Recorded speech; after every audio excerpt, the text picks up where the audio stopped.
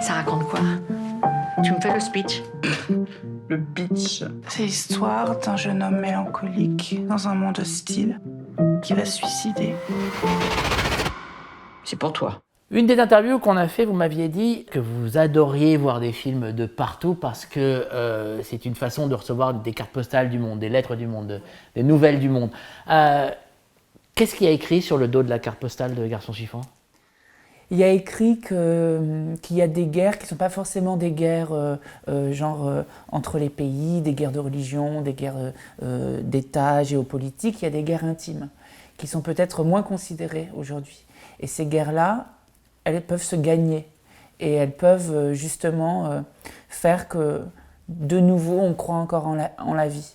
Nous sommes tous des êtres, je crois, qui à un moment donné de notre vie, nous sommes posés la question de façon un peu parfois légère, mais du suicide. C'est-à-dire le suicide, c'est pas forcément se suicider soi, c'est est-ce qu'on arrête la vie d'avant pour faire une vie d'après.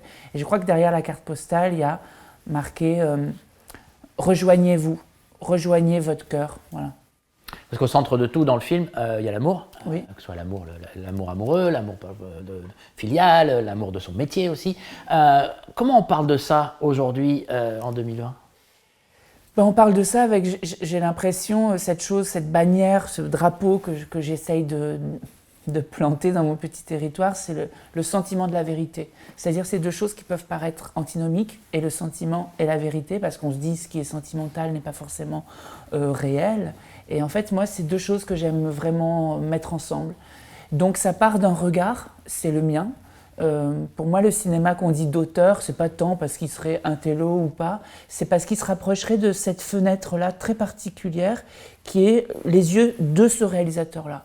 Et moi, c'est comme ça que j'essaye de parler de ces notions, de ces valeurs presque, non pas parce que je les ai toutes vécues, parce que mon film n'est pas autobiographique, mais par contre, je les ai toutes soit senties, soit observées. Par exemple, le personnage de Nathalie Baye qui joue ma mère, c'est pas tellement ma mère, mais je voulais dire plein de choses sur ces états-là d'une femme qui est Bernadette. Voilà. Ça va, mon chiffon? Ça va, j'arrive demain.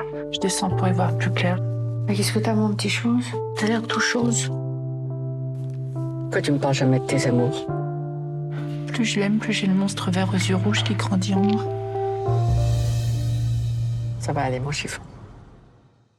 J'adore vos scènes avec Nathalie Baye. Elles sont encore une fois touchantes, émouvantes, et puis il y a vraiment un truc qui se passe avec elle. C'est un monstre en termes d'actrice, elle est incroyable.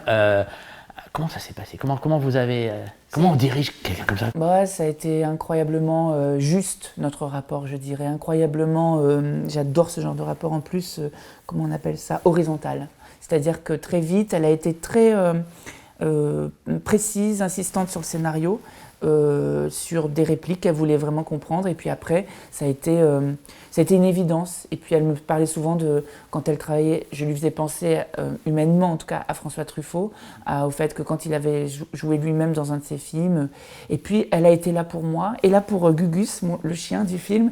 Et puis on a vécu vraiment comme à l'intérieur du film, on avait une bulle, elle et moi.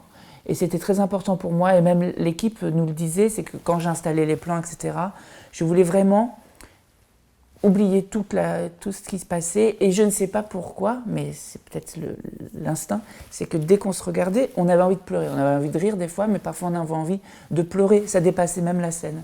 Elle mettait quelque chose en moi de secret, et moi je mettais en elle, et c'est ça qui crée un rapport entre deux acteurs.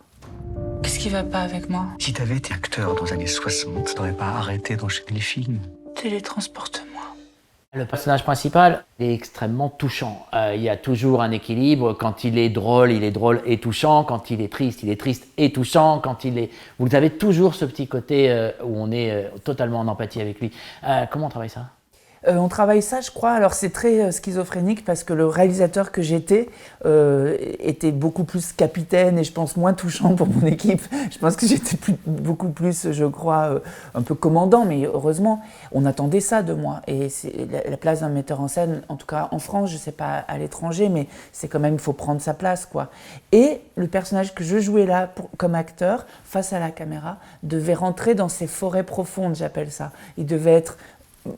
Il était en dépression quand même, mais moi j'avais pas le droit, moi Nicolas, d'être en dépression. Donc au bout d'un moment, ça crée vraiment une schizophrénie et ma script me le disait, elle me disait mais c'est fou, tu viens de nous parler comme ça, de façon très énergique, et puis la caméra tourne et tout d'un coup c'est une redescente en soi. Donc je suis content que ça vous ait touché. Il y a aussi, j'ai bien aimé parfois, parce que j'aime bien ça avec mes personnages, j'aime bien aussi les rendre un peu insupportables, dans un côté un peu... Parfois, on a envie de dire « mais arrête de te plaindre », on a envie de le relever, le personnage, de le secouer. Mais en faisant ça, c'est un peu filou de ma part, moi cinéaste, c'est que j'ai toujours pensé que les personnages qui étaient un peu urticants, en fait, si on avait envie de les secouer, c'est parce qu'on avait envie de secouer quelque chose en nous-mêmes. Et ça, c'est un peu un trajet pour que le spectateur vive quelque chose, en fait. Albert, tu rejoins chez ta mère? Bah non, on est en froid. T'as regardé dans mon téléphone? J'aurais une raison de le faire. Messieurs, le cabinet est fermé. C'est qui? Mais qu'est-ce que tu fais là? Je suis son mari, monsieur. On n'est pas mariés, tu sors d'ici. Tu jattes! Soigne ta jalousie. Ce qui était très très très difficile, c'est la préparation. La prépa du film, ça a été vraiment... J'ai dû montrer, et ça c'est une chose que j'ai du mal à faire, moi, à me poser en tant que quelqu'un qui est sans doute. Il a fallu que je montre à mon équipe que je n'avais aucun doute, ce qui n'est absolument pas vrai. Et je ne suis que trouée de doutes. Mais dans cette acceptation-là, tout à coup, ça a été très dur la prépa parce que je devais être très très claire. Mais dès les premiers plans du film, avec mes acteurs, dès les premiers jours de tournage, il n'y a plus eu une question dans mon entourage. C'est-à-dire qu'il y en avait tout le temps. C'était « mais pourquoi ça? Pourquoi le t-shirt est vert? Pourquoi un chien? Pourquoi un husky? Pourquoi pas un teckel ?» Je dis « bah oui, mais non, parce qu'un husky... » Donc c'est ça le cinéma. C'est des gens qui vous disent « pourquoi ça? Pourquoi tu veux ça? Pourquoi tu veux ça mais pas ça ?» Et au bout d'un moment, cette somme de questions, elle arrive, je crois, à un état presque de certitude ou de grâce quand on dit « action ». Et ça, c'était merveilleux à ressentir. Jérémy, j'ai voulu qu'on se parle pour te dire qu'on travaillera finalement pas ensemble sur le film. J'ai changé d'avis. J'ai choisi Ramzy, voilà. Pourquoi on veut pas de moi? Pour ces cons-là, tu es trop. Trop? On en a parlé déjà, donc je le sais, vous connaissez le cinéma, vous êtes cinéphile. Il y a les références dans le film, on pense au Nuit de la pleine lune, on pense à plein de choses, on pense à Piala un petit peu aussi.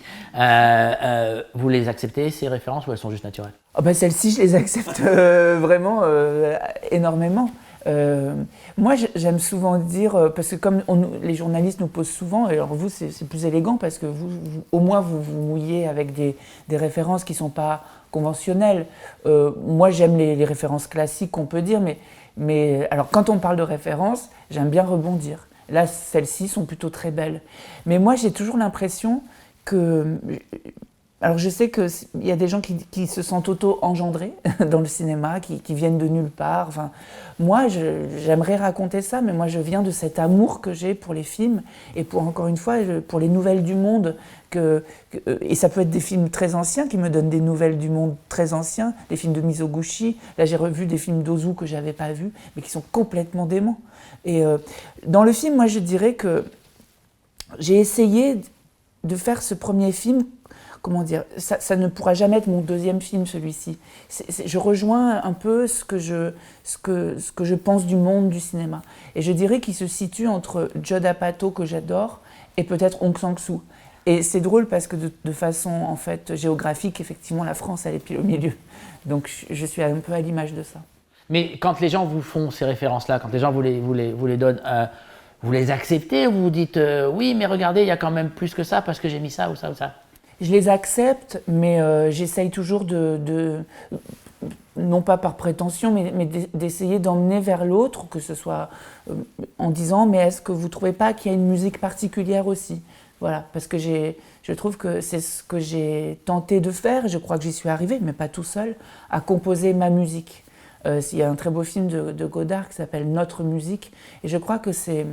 Pour moi, en tout cas, être cinéaste, je suis en devenir, Mais c'est aussi quand même essayer tout à coup de se rapprocher, non pas de sa biographie, de sa vie, de sa autobiographie, mais de ce sentiment-là personnel de la vérité, de sa musique.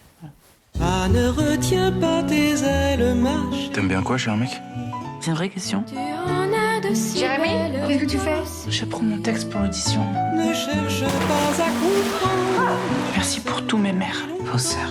Venir présenter son film à Los Angeles dans la salle de la Directors Guild sur Sunset Boulevard à Colcoa, ça fait quoi? C'est un doux rêve, un si doux rêve.